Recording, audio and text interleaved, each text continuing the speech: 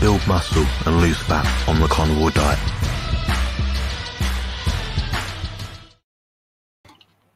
Hello guys, welcome back to another session of Carnivore Muscle Ramblings for myself, Jonathan Griffiths, Carnivore Muscle. This is segment number 65 of my live ramblings. Welcome back. It's been a long week, but I'm glad to be here, and thank you all for joining me tonight. I'm just going to go quickly through the comment section, or the live comment section to see what you guys have said. Speaking of in the house, excellent. Have a nice evening. Definitely will do. Hit the like upon entry. Absolutely, definitively must happen. Anyway, yeah, apologies for the delay. I was having technical issues. I might still be having them right now. I can't tell. As far as I'm concerned, audio is coming through the screen and the video is coming out, but it may be a bit blotchy. I don't know. So we'll soon see in the comment section. If you guys are having any issues watching this, let me know. I'm looking now on my mobile phone, and I'm extremely fragmented, and it's as if my computer is running at quarter speed.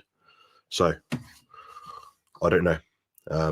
Very expensive equipment, doesn't always work. Great. But you can hear me, which is the main thing. So I'm going to go through the questions now. Thank you for joining, Ben. Nice to see you here. For anyone that isn't aware, live channel members, so paid channel members of my YouTube channel, I guess, do have the opportunity to look at my videos, at least more, should I say, more in-depth analysis of what I do. I've got some videos behind the scenes in the paid channel member section, which many of you I think will enjoy watching. So I recommend joining that. It is a cost of only 99 pence, which is about $1.20 per month. And that allows you access to everything on my paid channel member section.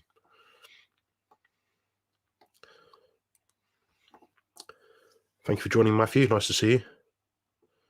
Excellent. Mama Cracker's here. Thank you for joining. Nice to see you here.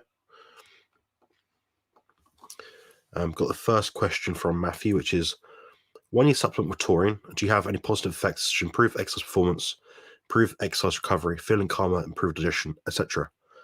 Yes, to all of the above. I've documented this in, I'd say, at least 10 live videos, as well as a video which I made, which is something along the lines of my 4 carnivore supplement recommendations, something like that. Basically 4 amino acid supplements, which I think are quite useful to a lot of people, regardless of if they're following the carnivore diet or not. It seems to be people add them to their nutritional regime, particularly people that are in a sports, performance, weightlifting, bodybuilding kind of camp.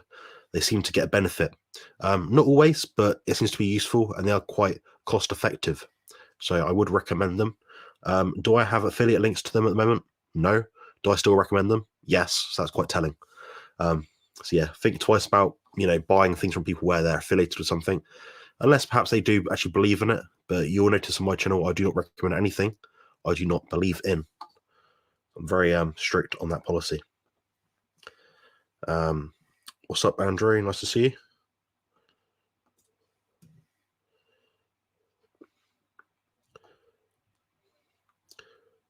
Hi, Darren. Nice to see you. Thank you for joining. Got a question from Zabigniew, which is, how effective is or can BPC 157 be according to your experience? Thanks. Good question. For me, it's been very effective, particularly the oral capsule version. This can be purchased online. Again, I don't have an affiliate link. If you want to use one from a reputable source, I suggest you just look online, look at reviews on different websites, and you'll find out for yourself which one is good and which one is not. If you want to know the one I use, I can let you know. Just book a consultation and be able to tell you how I'd use it in my experience and what format, what dose perhaps. Again, this is not medical advice, but that's the way you're going to get information about that kind of thing. I don't prescribe things online. Now, as for the benefits, in my experience, BPC 157, I've used oral capsules successfully to help stave off digestive issues that I've had. They almost put a bandage on them, and not in every case and every kind of health issue, but I noticed for myself that perhaps my gut is a bit wrecked from Christmas, maybe, in which case I add that in, maybe a few days to a week, and it's been quite useful at reducing some of the impact I've had based on the less innocuous foods that I've been eating. So it's definitely helped me in that regard. And that's alongside my other digestive health hacks, which include, believe it or not, taurine, and also a DHA from the form of a rancid-free or non-rancid, aldehyde-free, mercury-free, aluminium-free, toxin-free, omega-3 oil. I believe I am linked with a company that does sell that one. I can't remember the code for the life of me, but it is a good product. I've never had any bad effects from it, and it makes me feel better when I do use it. I tend to use omega-3 supplements more so in the winter months when I get less sunlight exposure, and it seems to be, apparently, that if we have a higher DHA concentration in our diet, it means we can actually absorb and make more use of the sun that we are getting, in that our vitamin D levels will raise.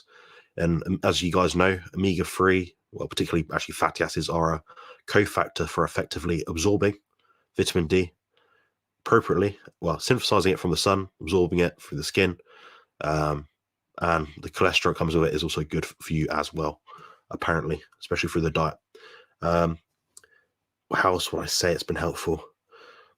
Joint health is a bit better with it. I can't say a lot because my joints are quite bad. Namely, my hip and lower back are quite bad most of the time.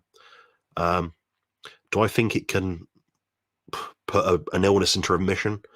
No, not really. I think if it is going to be put into remission with the health hacks that I always mention and Bart K always mentions, alongside with an appropriate diet, then I think it may expedite that process, but I don't think it's absolutely necessary, in my opinion.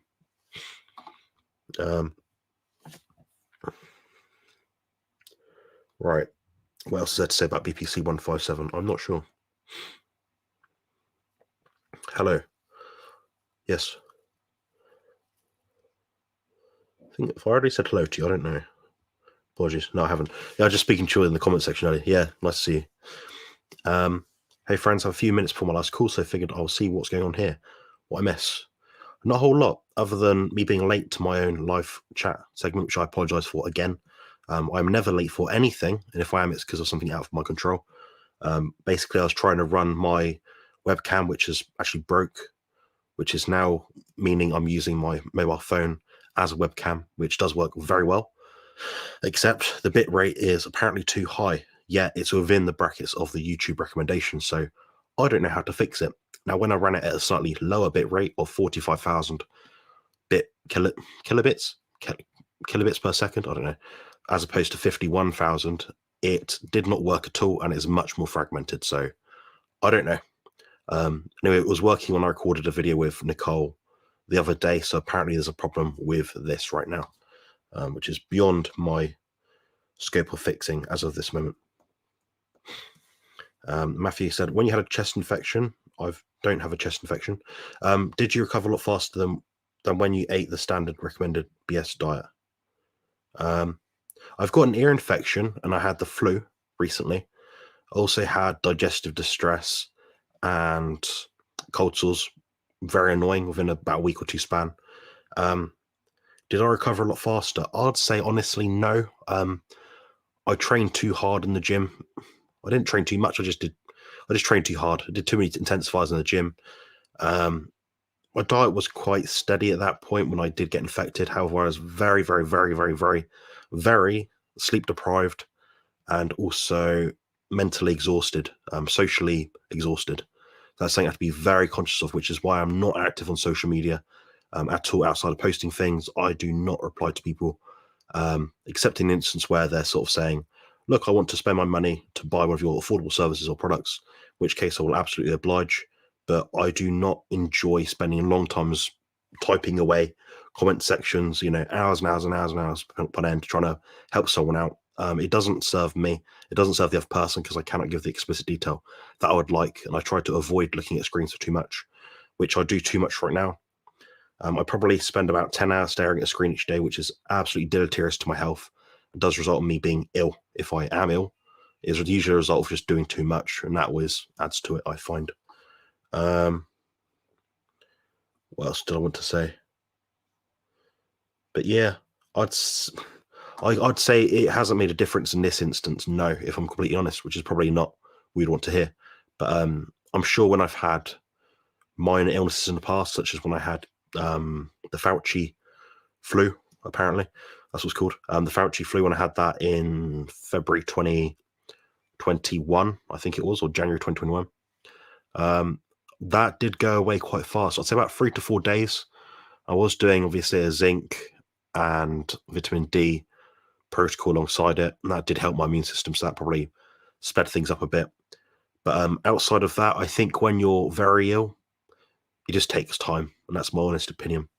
But I'd say when I did have the flu, you know, the what you call it, the epidemic, the pandemic, I don't know, the pandemic flu that went around. Yeah, that did get put into remission quite fast, in my opinion. So I'd say that probably aided in that. I just ended a recorded interview with Coach Stephen about obesity. Great chat. I'm guessing, I'm going to go on a whim here. I think he probably said something along the lines of eat less food. I might be wrong, but that's something I think will definitely help stop or reduce obesity. Let me know. Is it normal for someone yet new on a carnivore diet, now 8 week, to go some days without going to the bathroom? You asked this question the other day in the chat with, whatchamacallit, Stephen and Richard. The answer is yes, it's quite normal. Most people that I speak to on the carnivore diet go about, on average 4 times per week. Some people go 2. I'd say once a week is probably too little, in my opinion. Doesn't mean you're going to die, no, but you know. But I'd say if you're going about every other day, that's sufficient. The main thing to look out for is discomfort when you are going. You'll notice that when you're taking in food on a carnivorous diet, now 8 weeks in, your mass of food that goes in is a lot less. Now, Jerome and I have actually talked about this, and probably mentioned it in a video somewhere before, but we kind of said, like, look, you have the mixed macronutrient carnivore diet, the standard Western diet. That might be, for me, 2.5 kilos of food. Go to carnivore, maybe, I don't know, maybe 1 to 1.2 kilos of food per day. So the mass of food I'm taking is about half. So you'd imagine the waste of food is about half.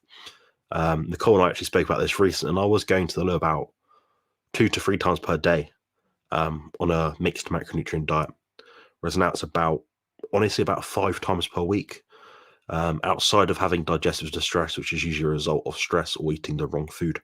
The wrong food for me could be anything from, I don't know, well, anything really. If there's some kind of onions in my burgers that I'm eating, if I eat too much of one food, yeah, that's what's going to cause me digestive distress. So for me, that can result in, more bathroom visits. But I'd say it's never more than 7 per week, so 1 a day. So I would not be concerned about going a bit less frequently. The main concern that I'd have is, of course, the discomfort you might be having. In which case, if you are having discomfort, there are some remedies which you can use. One of them is to use magnesium citrate. The dosage you'd have to look up yourself, but I believe it's something like 500 to 1,000 milligrams at night, perhaps. That may help you go. Now, this, like I said, this is a remedy, but it might not actually cure you. It's not going to fix the problem if it is a problem. So it's just something you can use to avoid yourself going to hospital, basically, which is something I've actually known someone recently have to do, where they couldn't go to toilet and they actually had to go to hospital to get stuff removed, which sounds very discomforting in my opinion. But just reading the rest of your comment now, which I'm going to go here. Thanks. I don't feel any discomfort, but it's strange because sometimes I don't go to the bathroom for 2 to 3 days, which has never happened before. I thought it might be due to a lack of fat in my diet. No, I mean, I understand, Andre, at the moment that you're on a fat loss cutting phase, maybe a recomposition phase. Your food intake, maybe your fat is actually a bit lower than usual. If you're on a carnivore diet, going steady, trying to maintain your body weight. So yeah, it may be that you're just reducing food input, reducing fat by default, therefore going to the toilet a bit less, which is completely normal. One of the reasons why people do tend to go to the toilet more often if the fat is too high is a malabsorption issue, which is usually a result of poor liver function or poor gallbladder function, in that the liver will produce the bile, which will be released by the gallbladder, which will be then put into the digestive system in order to break down foods, and the enzymes will be activated in accordance to the pH level which is within your gut. So if you think your gut is, say for example, the pH of your gut was 2.5, that's a bit too high. Ideally you want it between 1.5 and 2. The more protein you take in, the lower the pH will have to be. So in that, you're going to have to avoid things like excess water consumption. You have to salt your food sufficiently to produce the hydrochloric acid needed to break down food. So yeah, that's probably how I'd look at it. That's pretty much as much you can really go into without a consultation, I think. You're wrong. Yes, probably. We got a bit more in the weeds. That's interesting. I'm guessing he said something along the lines of, don't eat carbs. Let me know if I'm wrong. Anyway, probably controlling insulin levels and stuff like that as well. Show us your guns, damn keyboard. All right, I'll do it once. My current screen is actually frozen right now, so I can't tell if I'm moving or what. It's just my face going. So, okay, I'll do one. If it comes up, I don't know. There you go. 18.5 inches, not too bad for a beginner. I did actually train them the other day, so to be fair, I've put in some work into developing them a little bit. So yeah, not too bad. And thank you for the super chat, by the way. I just recognised that, so I appreciate that very much. $2, which comes to something like £1.60 roughly. And I get 70% of that, so it works out about £1.25 in my bank at the end of the month, hopefully. However, I will notice that last month I was supposed to get, I believe it was 190 British pounds, so about $230. Of that amount of money, which was my estimated income, I only got 130. So I'm missing £60 from the platform. How can they estimate something so far off? I don't know. But I have my suspicions, but that's something we're always battling with as YouTube content creators. So I must admit, if you do want to help my channel at all, outside of obviously the super chats, which do get presented on the screen, so you get to show, that you support my channel, which is much appreciated. The other options for other people that might want to donate to my channel are to go to my website, which is compositionconsultant.com. And if you go onto the coaching and plans tab, on the right hand side of the page, if you're in a desktop browser, there'll be a donation section, in which case you can donate pretty much any amount of money you want to me. And I'll receive pretty much about 99% of that. And it will go to me, to my bank account, directly with no middleman. And that's probably the best way to support me outside of buying more stuff on my website. So keep your eyes peeled for that one if you did want to do that at all. Hello, Crystal. Nice to see you. Thank you for joining. Also, appreciate your channel membership. Hello from the freezing Midwest. Glad you're feeling better. Brilliant. Yeah, not too bad, thank you. Maybe 90% better. I've had a lot of fatigue today. Very, very, very tired. Battling with ignorant trolls on the internet, which is probably a bad idea. Really, I should just keep blocking them like I usually would. But sometimes I leave them on there. But yeah, never mind. What else is going on at the moment? Sophie's probably doing her cardio right now downstairs. So she's actually bought, I think I told you, maybe, I can't remember, but she's bought a treadmill recently. So just like a, 3-foot long treadmill. You can put it up, stand it on something, take it down. Quite lightweight. I'm not allowed to use it because I'm too heavy, apparently. But yeah, she's using that and she's going towards her goals with that at the moment. So she's trying to, moderate her food intake, animal-based diet. What else?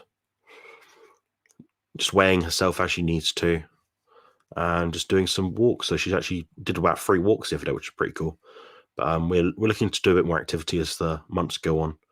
And my contest will come around the corner very soon, I'm sure, which is in June the 2nd. Little update on me, just because there aren't any questions in the chat. I did have a CT scan on my lower back and right hip on, I think it's about 7 or 8 days ago now. Probably 7 days ago. That was just to see the state of my hip as it is right now. I'm waiting results back on that. Hopefully they're good. I don't know. Maybe not. Maybe they are. Either way, I'd like a resolve for my hip, because it is very frustrating waking up in the middle of the night with burning pain and numb feet, which is pretty much inevitable. It's not something you can medicate. If anyone's got, it's a bit like restless legs, but a bit worse, as in they're restless and boiling hot. It feels like someone just put like an iron to the back of your legs, mostly. My toes feel a bit funny at times, so that's something I deal with. But, we persist, we continue. So yeah, I'm just going to have a little drink now because I'm a bit thirsty.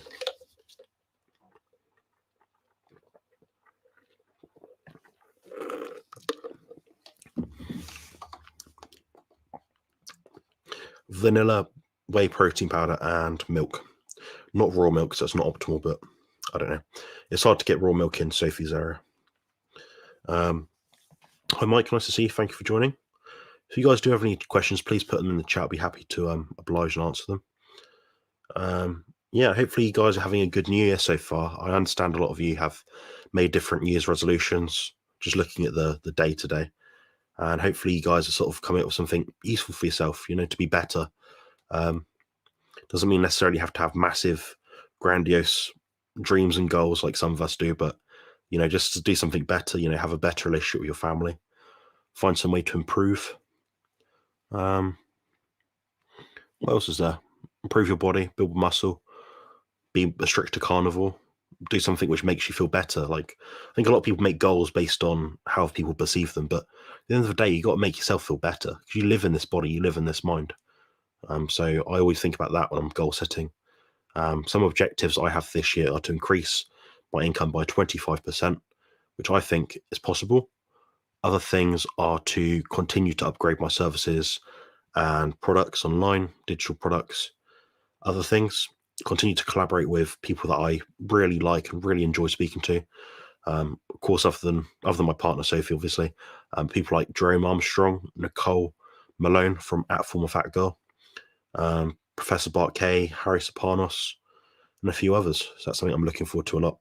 For those of you that like my Professor Bart Kay interviews, talks, discussions, chats, they will be coming into the forefront again very soon. Unfortunately, it meant we're struggling to find time to collaborate, in that our schedules are a bit mixed up. At the moment, my health state, as you guys have known through what I've just said earlier about my acute illnesses, I'm not in a position really to sort of sacrifice sleep for a YouTube video at the moment like I usually would. So for me, I've got to just sleep properly and just wait until I feel better. Then I can do my best to try and get on a call with Bart to just talk about different things, because it's definitely worth it. I mean, the amount of times I woke up like 5 a.m. to record with him is unreal, but I find it just useful because he says sensible things and I agree with pretty much everything he says. So it's worth doing. He definitely puts out things in a lot more succinct manner than I do, which definitely helps with growing my channel as well as just learning a thing or two for myself, just out of curiosity. Crystal says, I've been doing better, staying on track 99%, a lot higher fat carnivore. Very good. Coffee, per much the only thing not carnivore. Trying to track just to see where I am. Eating more right now, calorie-wise. It's good to hear. More food's probably better, especially if you're doing a lot of activity. I understand before speaking with me, you're quite low on food intake. Not really low, but just quite low, in my opinion. So hopefully over time, you'll just feel a bit better and just your life will go better overall. Everything gets better when you just eat the right amount of food, which is why I don't maintain sub 10% body fat all the time. I don't feel good at that sort of body fat, so I maintain about 15%, which is enough to build muscle, enough to feel good, enough to function, enough so my joints feel cushioned and not dry and sore. Anyone that's been in contest shape will know that your joints get sore very quickly. So, yeah, something I've got to look forward to in a few months. Maybe not. Got a question from Matthew. Thank you for the question. Do you have a favorite bodybuilder from the golden era? Ooh, good question.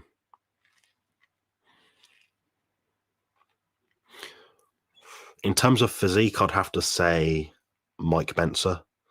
I think he had a better physique than Arnold Schwarzenegger, and that's in any given year. So peak Mike versus peak Arnold. I honestly think Mike had a better physique.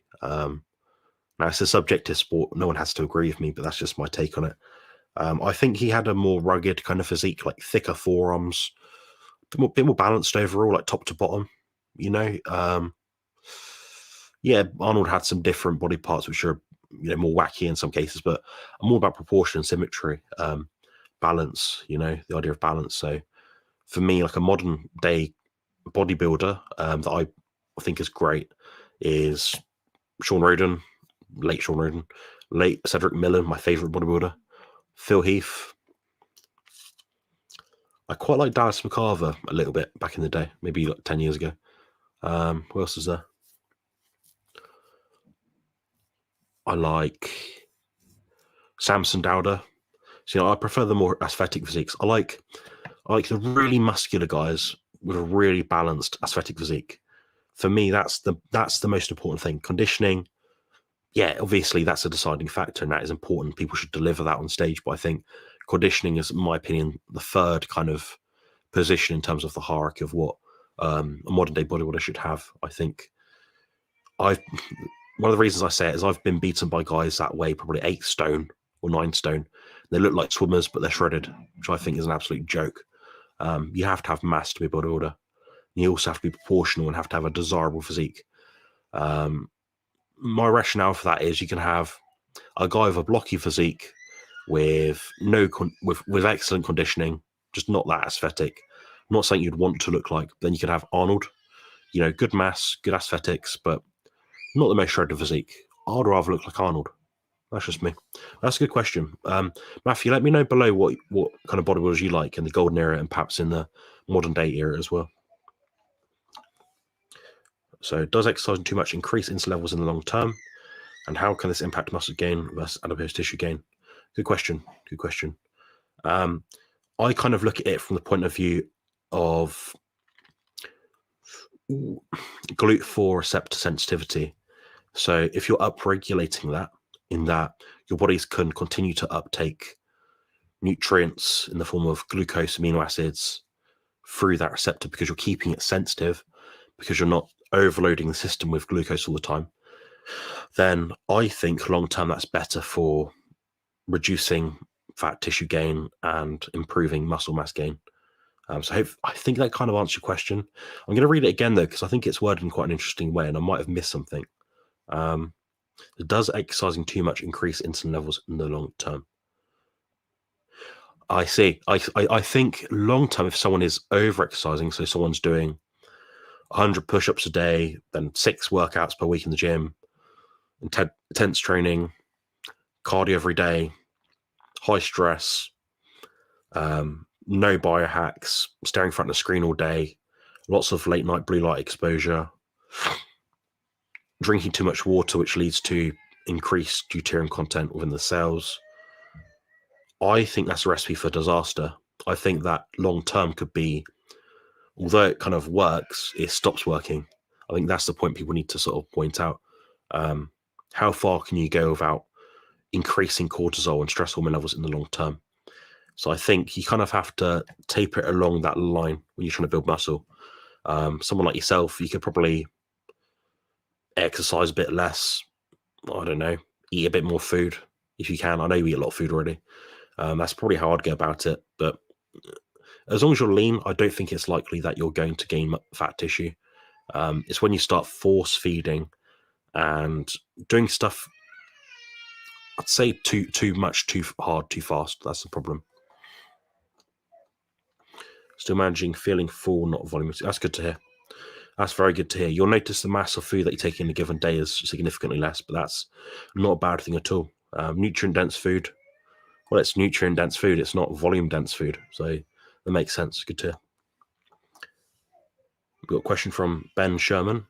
Since deuterium is found in the collagen structures, would a more muscled individual be better able to handle a high deuterium load? Yes, and that's a good question. That links to what I just kind of mentioned earlier about the deuterium content and the water intake that people have. I think that a person with more muscle on their body will be able to deplete deuterium faster in that they're sweating more. Obviously, they're exercising more to build that muscle. The body has to work harder to regulate their internal homeostatic systems, which in turn will deplete deuterium. So you're thinking of like regulating your body temperature. For example, my body will have to work harder to maintain its body temperature than someone else's, because I have extra additional unnecessary muscle mass. My body isn't meant to be like this naturally, if that makes sense. So I definitely think that someone with more muscle will be able to tolerate more deuterium. So they can tolerate more fruit in their diet, for example. They can tolerate lots of tap water. But I think long term, you have to eventually phase out of that muscular body, that excess training, so on and so forth. So I think over time it can create bad habits. So for me, it's about health first. Obviously enjoy your food if you like it. If you enjoy a piece of cake at a birthday, go for it, enjoy it, have it. Do things in a dose-dependent fashion. So if I eat one piece of cake, I feel fine. If I eat two, I feel dreadful. Eat one piece of cake. That's a good question. I think there is certainly value to what you've mentioned, in that larger people can tolerate high deuterium amount in their body. Once a week man has asked, why is bench press with a barbell bad but good with dumbbells? Heard Bart and yourself mention this. Yeah, that's a good question. Yeah, we spoke about this quite a few times, actually. I think maybe off air or something, I remember. But my take is, a barbell keeps your shoulders and scapula in a very fixed position. Because if you have a dumbbell, you can manipulate the resistance profile of the movement as you're going through it. So, for example, if you're doing a bench press, your arm's locked out here, straight in front of you. The strain is going directly through your shoulders, through your wrists, through your elbows, but it's not going through your chest. So it's forcing tension in an area where you're not trying to put it, in terms of muscle building at least. When you use a dumbbell, you kind of manipulate the resistance profile. If the dumbbell is outside of your shoulders, perhaps, then it means you maintain some resistance on your pectoral muscles. So for me, it makes more sense. Basically, it just comes down to most fixed position movements tend to lock you in, impinge your shoulders or hips or ankles, what have you. And the body doesn't work in this uniform, dead straight line kind of way. So that's my take on it. Now, saying that, I do typically recommend people do mostly machine weights for bodybuilding purposes. The reason being, I think it's safer. You can train harder, and you can put a lot more load through the muscles without risking injury quite as much. Because, as I mentioned, the point of the straight uniform angles, which your body doesn't like. For example, if you go to push or punch someone, you kind of twist, you go round. Your body works. How do I put it? With multiple joints going at one place at one in one endpoint at once, if that makes sense. So you're not thinking straight. The body doesn't work like that. I think some of the people that are too rigid where they're training get injuries more. There's always areas of lifts where you grind things out, and that can cause problems. The bench press is a perfect example. If you've not got a spotter, you've not got spotting arms, J hooks, rack, then it can be quite a dangerous exercise. That's my take on it. I mean, barbells do work. You can build a good body with barbells. I think they're a good piece of equipment people to have at home if they've got nothing else. But ideally, I'd probably rather see someone use maybe a Smith machine or dual cable pulleys, something where you can just change the angle a little bit. I think that's better for long-term joint health. So hopefully that answers your question. Greetings, Andrew. Andy. Nice to see you. Thank you for joining. I'm being tortured by the velvet bean. I don't know what you're on about, but let me know. Good. That's a good question, Crystal. So, how would you know if you're drinking too much water? If your digestive capacity is not very good or very high, so you drink water, you eat a meal, it doesn't sit well, you sit there, your stomach's a bit swollen for quite a long time. The way you're going to know that is you don't drink for at least, I'd even try it for 2 hours before and after a meal. So, say you have breakfast hypothetically at 9, don't drink after 7, don't drink after 11, so you've got a 4-hour gap. Recognize your digestive system at that point in time. How do you feel? Is your stomach bloated? Do you feel like a hard lump in your stomach? Do you feel that things just sitting there? Then try it again, but then drink a bit more water close to it, half an hour either side. That's the way you can kind of tell. I think a lot of people tend to force things too much. So you'll see people like take their bottles like this around the gym, and they'll say, "Okay, I'm gonna fill up to here. I'm gonna drink all of it by the time I get out of the gym." Bad idea. When you go to the gym, you take your water, you get the fountain or bottle water if you have it. You think, "Okay, I'm a bit thirsty now." Okay, pour a bit in, sip.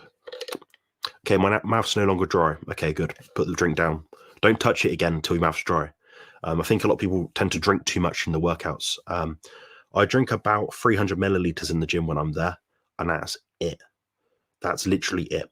My workouts are about 30 minutes for the most part.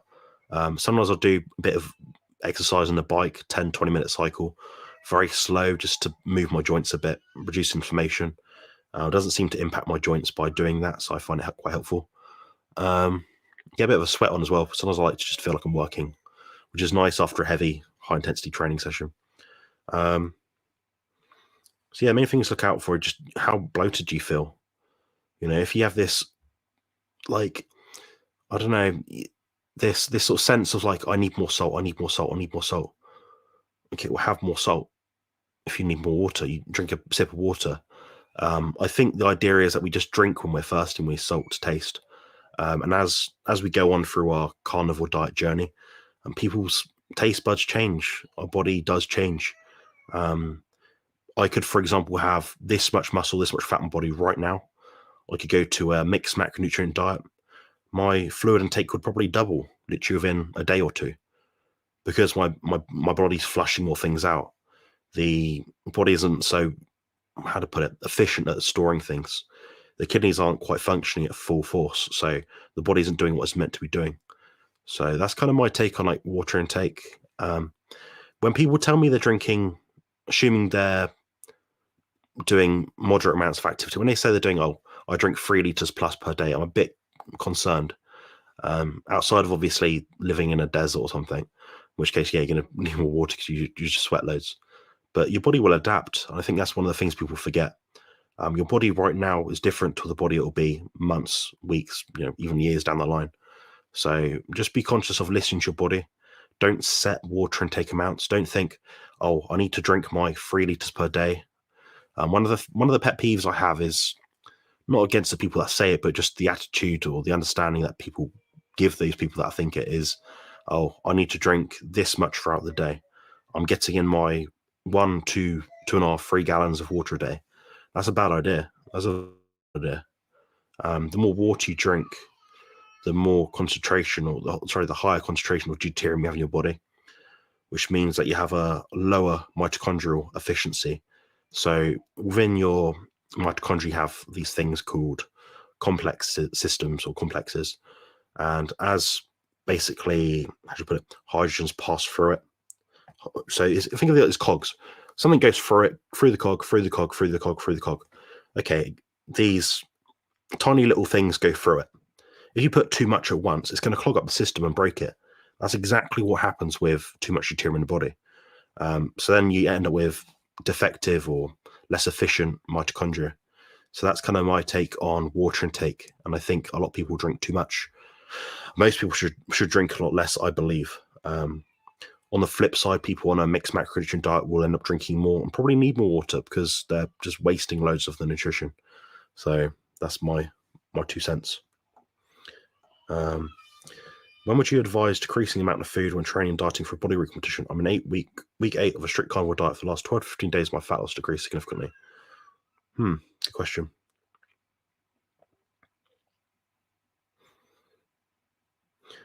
Okay, I'd address how you're measuring fat loss.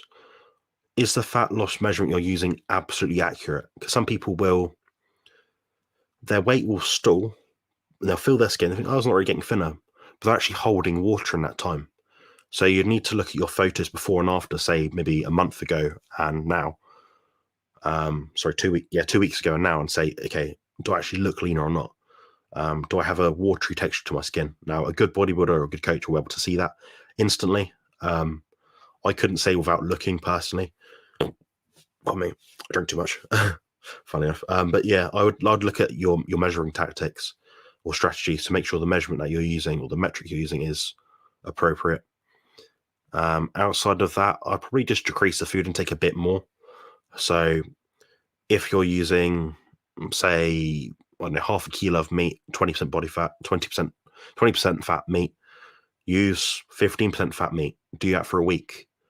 If it's not budging, keep doing it for another week. If it's not budging, okay, maybe then reassess.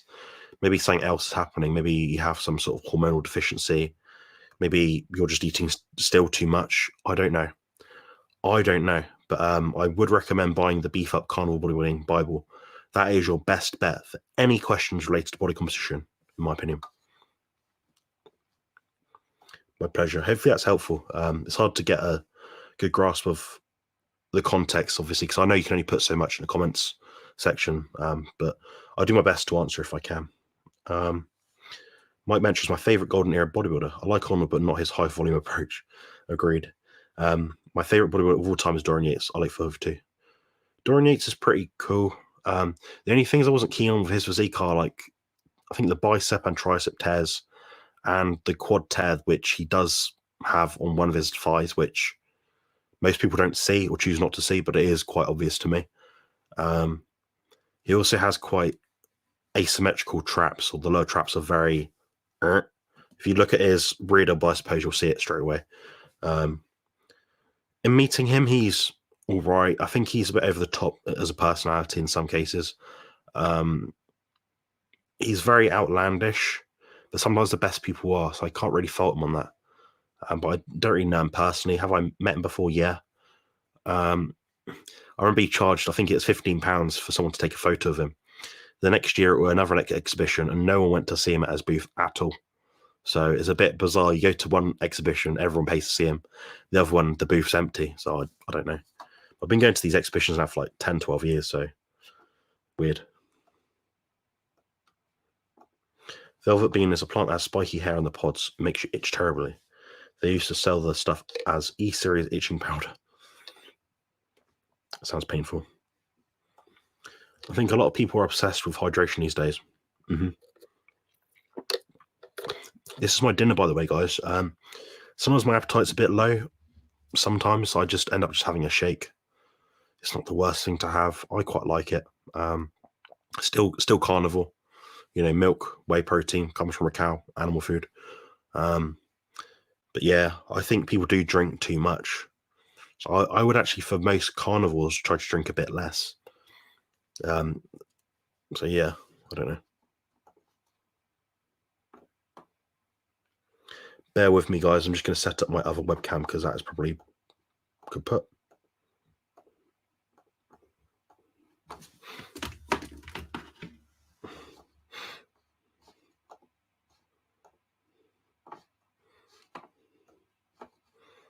So my webcam is connected, but StreamYard doesn't seem to want to put it out. I'm going to carry on talking and answering questions anyway. It should be working. I don't know why it isn't. There we go. Yeah. Yes, I'm using the other camera now, so you can still hear and see me. Excellent. How about Lou Ferrigno? No, he's a bit of an unusual character. I didn't really like his body that much. I think if he shrunk about 6 inches, he'd have a really good body. In the 90s, he had a good physique. I just think I don't know. You know, when you see a bodybuilder on stage, you see like a few guys. I just didn't ever look at him. I just didn't notice. So obviously, he had a lot of muscle. He competed very lean. You know, great sort of shape, pretty much. But you know, who do your eyes draw to? And for me, it was never him. So I don't know. I'd have to have another look at his pictures, to be honest. My favorite golden era bodybuilder physique is Sergio Oliva. That's a good one. However, my favorite bodybuilders are Steve Reeves, John Gromick, and Dorian Yates. That's fair. Yeah, that's a good shout. Yeah, I did like Sergio Oliva as well, and I just thought of his name now. I forgot it. Oh dear. I have to think about this one. I can't remember who it was. No, it'll come back to me. Weigh myself every day, twice a week, first thing in the morning and before going to bed. I tried to take photos of it, but my training is going normally. Thank you. Okay. Yeah. Try just reducing your fat intake a little bit. You know, not a lot. If say you're taking in 150 grams of fat per day in terms of macronutrient grams, reduce it to like 140. Maybe your protein is too high. I kind of doubt it based on what I know about you, your height, your weight, your stats, your composition, your current dietary intake, which I believe was about half a kilo of meat with a few eggs and some dairy, I think. So yeah, I don't know. I'm usually reluctant to drop protein for most people, but it's something to look at as well. But probably drop the fat first, maybe just 10, 15 grams. So a tablespoon of butter, drop it by that much a day, for example. Forgot Steve Reeves, yeah. I remember seeing Dorian Yates' photo a couple of weeks before he won his second British Olympia, and it was the first time I thought, this is crazy. He looked like Superman. He did in some of those front shots, I must admit, he did look really wacky. Yeah, I'm going to put up, this is what I think is, yeah, this is my favourite bodybuilder. Up on the screen if I can.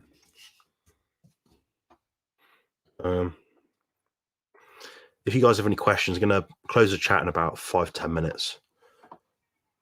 Just so you guys know.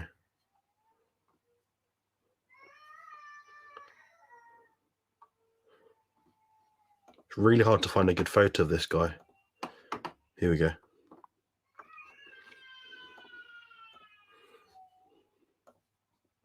Yes, this is Cedric McMillan. He's the guy I think probably had the best, one of the best physiques ever, in my opinion.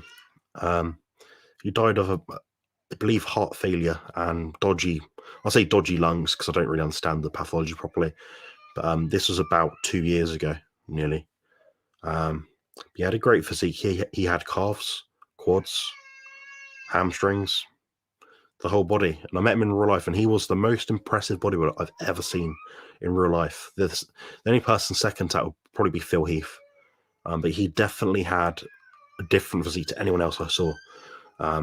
He wore this like probably 5XL stringer vest. It was like tight around the waist, but then his shoulders were just like billowing out. But he looked like a superhero. He's the most impressive physique I've ever seen by quite a bit. Yeah, never mind, eh? Our diet drink sugar-free that bad for us while carnivore?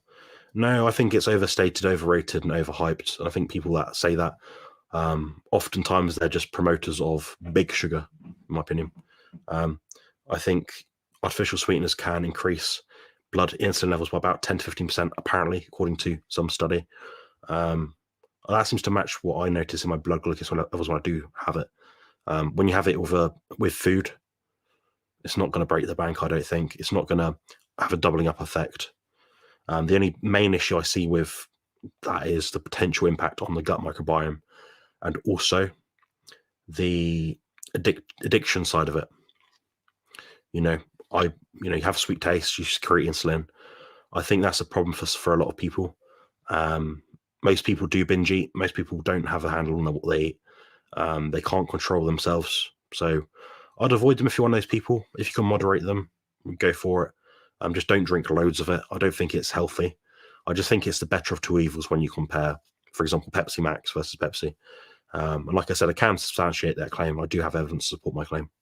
So 400, 500 grams meat and 6-7 eggs. I use some of your videos and the website, Carnivore Diet Coach. Nice. Yeah. Look at the nutrition tracking carnivore diet one. That's probably your best bet. I think that's probably what I'd recommend to you as well. In the process, Jerome and I at the moment are in the process of making I'm not sure how it's going to be, like an app or a spreadsheet of some kind, something just to help people create a carnivore diet. Problem is, people would do it and say, I did it and it didn't work. It's just meant to be a guide. But I've made one so far, but it's not ready to be published yet. But keep your eyes peeled for that one in coming months. Add little salt to my drinking water. Tastes good to me. Is okay. Yes, I think so. I don't see a problem with it. I probably almost always add salt to water, really, just to ensure you got some element of hydration. If you are going to use salt, I'd use Redmond's real salt or Sol de Gironde or Celtic sea salt. They're probably the best free salts that I can think of. There are others with very biased, not third-party tested ingredients in them. So But the ones I recommended are legitimate, and I would purchase those ones. So Redmond's Real Salt, Celtic Sea Salt, Saut de Garand, which is a French sea salt, which I'm pretty sure is the same as Celtic Sea Salt. If you're a real carnivore, you don't crave sweet things. Yeah, pretty much. Fruit smells and tastes weird to me now, but I will eat some stuff very occasionally. But it's more just like the sauce, you know. Like if I have an off-plan meal, it might be like a Chinese, but it would be the meat with the sauce. You know, I don't really go for the fried rice or junk food like fried in oil and crap. So yeah, I quite like that. I quite enjoy that sometimes, but I'm aware if I have too much of it, I'll start to crave it. You know, it impacts the gut microbiome. Begin to crave all these things because your body thinks, oh, you gave me this the other day. I quite fancy it again because sugar's good, apparently, which it's not. So, all right. Robbie Robinson was also very aesthetic. Yeah, for sure. Yeah, he's definitely up there. Definitely.